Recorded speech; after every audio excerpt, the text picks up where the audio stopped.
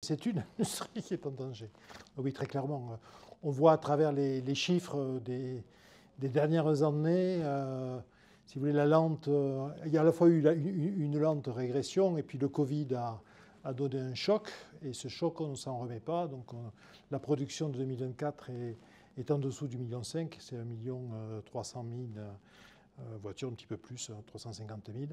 Oui, c'est un choc. C'est un choc et pour les équipementiers, c'est très dur parce que, encore une fois, les constructeurs ont des marges de manœuvre au niveau de leur politique de prix, mais les équipementiers, eux, sont dans le cadre de contrats avec des prix qui sont fixés.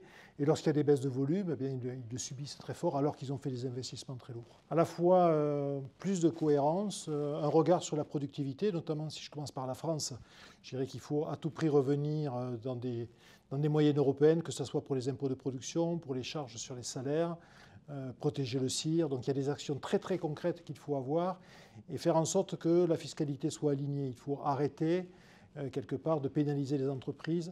On a eu une politique de l'offre qui a été affirmée il y a quelques années.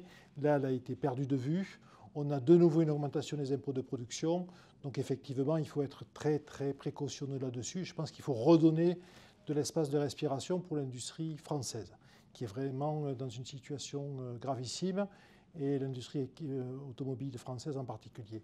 Ensuite, au niveau européen, il faut qu'il y ait une vision de l'industrie européenne, une prise de conscience qu'au-delà des éléments, encore une fois, qui sont là pour protéger du changement climatique, limiter l'impact carbone des mobilités, c'est très bien, mais il faut encore une fois protéger l'industrie européenne et avoir une vision autour de ça. Il y a un dialogue stratégique qui s'est instauré. Maintenant, il faut qu'il donne lieu à un soutien à l'investissement, une protection de la R&D. Voilà, c'est ce genre d'éléments. Et puis la simplification. Parce qu'encore une fois, trop de régulation, trop de textes mettent en difficulté nos industries.